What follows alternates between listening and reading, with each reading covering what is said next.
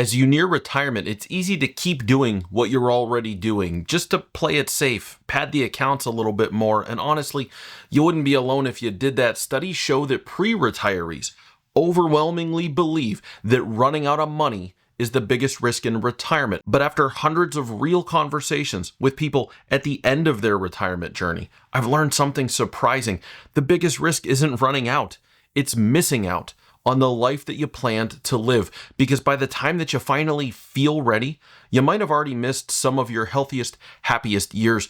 Today, I'll show you 3 hidden costs of waiting too long to retire, and I'll walk you through a clear paycheck first plan to help you retire sooner without missing out on your best years.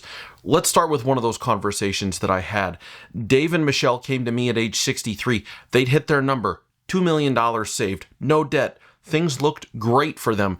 By the way, Dave and Michelle are not their real names, and I've changed some of the stuff here. As I always say, I don't want to sit here and share people's private business on the internet, but the scenario holds true. And so let's talk about what happened for them. When we mapped out their plan, the one that said that they should and could retire today, they said, "Hey, thanks, Antonio. This all looks great, but we think we'll work just one more year. We'll pad the accounts a little bit." It was a classic scenario. They were making good money. They didn't hate their jobs or their day-to-day lives, and so they just kept doing what they were doing. It was one of those, an object in motion tends to stay in motion situations.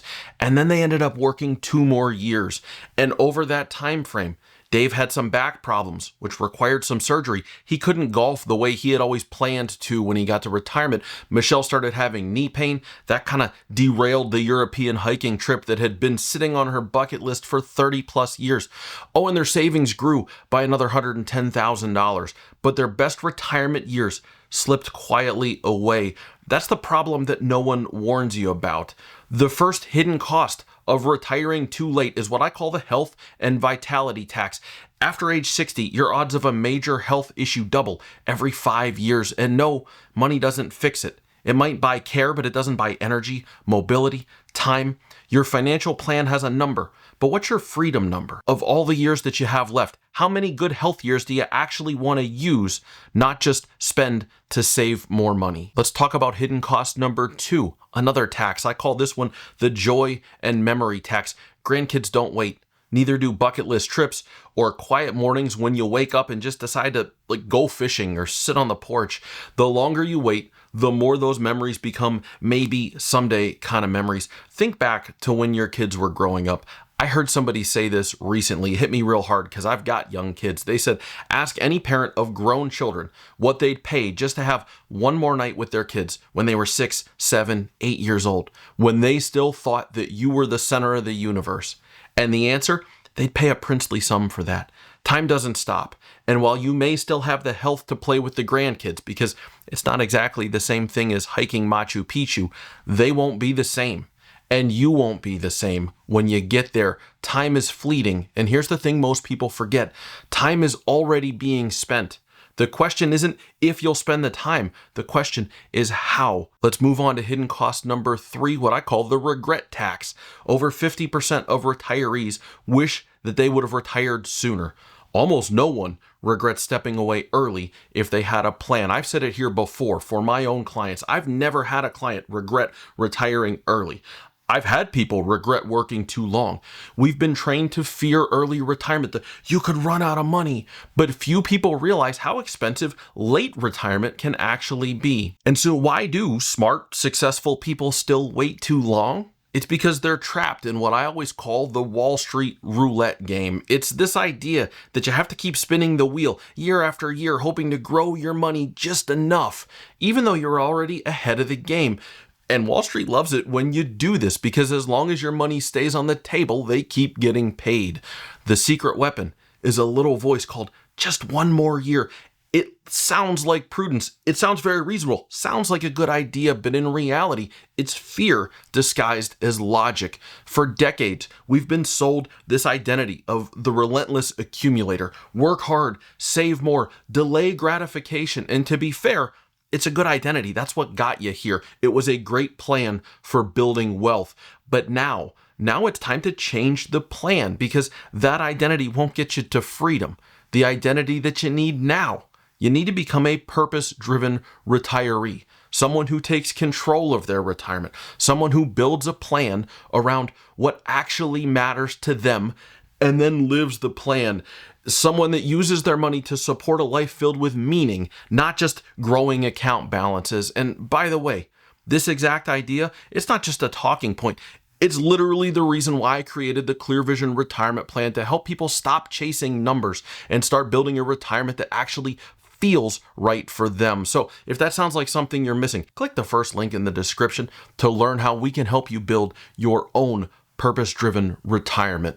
So all of this sounds all well and good, right? But how do you avoid the 3 mistakes? They obviously sound like not a good idea. How do you get away from those things? And how do you actually know when you can retire?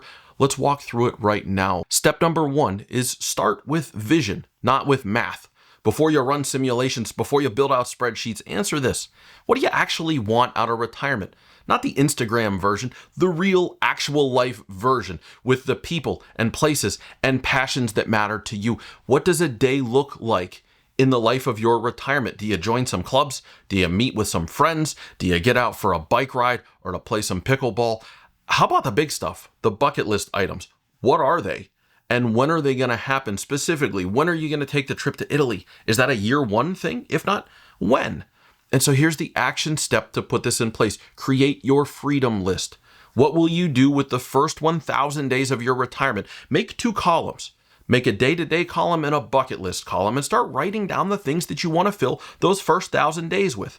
And then ask yourself, would an extra $100,000 in the portfolio make those experiences better, or would it just make them later? Step number 2, once you're clear on the life goals, here's how we help clients build an income plan that supports it. Remember, it's income, regular recurring income in retirement that fuels all of this, not just a bigger account balance on a statement. So we build 3 bucket plans for our clients. Here's the super quick version. There are a few longer versions poking around my channel at this point. If you want a deeper dive, I'll link one at the end. 3 bucket plan time. Bucket number 1. This is where you're going to have an income bridge. You're going to have cash in the bank, short-term CDs, that sort of thing. This covers emergency fund money and the income that you'll need for the first 5 years of retirement, so that you can stop working without needing to rely on the stock market for your paycheck. Bucket number 2 is your income money. Think bond ladders, dividend portfolios, fixed annuities, investments that generate income. They spin off regular income that can be used to fund all of those retirement plans you made back in step number 1. This money also builds a moat. It's a second line of defense between you and the stock market. Remember, we want to be done playing Wall Street roulette in retirement, which leads us to bucket number 3. That's the long-term growth money. This is the stock market money, but we've now built a 10-year buffer in the first 2 buckets, so you don't have to touch this stuff until you want to. You won't have to access it because you need to. These are your stocks, your ETFs, your growth money. It's invested for the future, and we can allow this money to sit and grow without worrying about what the market's doing on a daily basis because of the jobs the other 2 buckets are doing. This structure gives you permission to retire without feeling like you're gambling every time the market moves. Now let's move on to step number 3, stress testing and timing. It's a little bonus tip and a really common pitfall to avoid. When we run retirement projections for clients, we usually compare a few versions, like retire right now, and then what happens if you retire in 2 years or 3 years or 5 years. And here's what surprises people. Sometimes working longer actually makes the plan worse. Right now you're like, that's not possible. How could that be? I'll tell you how it could be. Because more savings often means higher taxes, larger RMDs, fewer years to do things like Roth conversions at lower tax rates, and the extra savings that you accumulate and work hard for in those years, it often just becomes more money that you'll never even use. And so you end up trading some of the best years of your retirement for higher taxes, a bigger account balance that you'll never touch. Sounds like a really good deal, right? It is not a good deal. Let me give you another visual to help you think about this. Retirement is not like wine. It does not get better the longer you wait. Retirement is like milk. If you wait too long, it spoils. And so don't continue to delay the joy, the connection, the freedom, just to grow the numbers that you might not even need to use in retirement. Remember, you're not the relentless accumulator anymore. As you come close to retirement, you're now a purpose-driven retiree. and it's time to start living like it. You don't need more growth. You need a plan that turns savings into a life that actually means something. So if you want to know if you're actually ready, here we go. The first thing to do this weekend or when you have some free time, 1, run your rich ratio. This is your annual spending divided by your sources of retirement income. I got a video on this. I'll link it at the end. But essentially, the rich ratio is a calculation of how much income you'll have in retirement as opposed to how much income you're going to need. If you're under 1, you're closer to retirement than you already think. Step number 2, draft your freedom list. That's that 1,000 days list. What do the next 1,000 days look like if you were free tomorrow?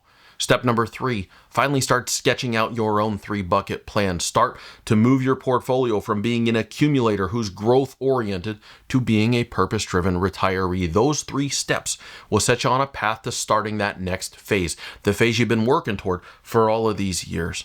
If this message hit home, do 2 things. 1, subscribe to the channel. Join our community of people who are taking control of their retirement. We got lots of good videos about this stuff. And 2, for a deeper dive on those videos I mentioned, click right over here.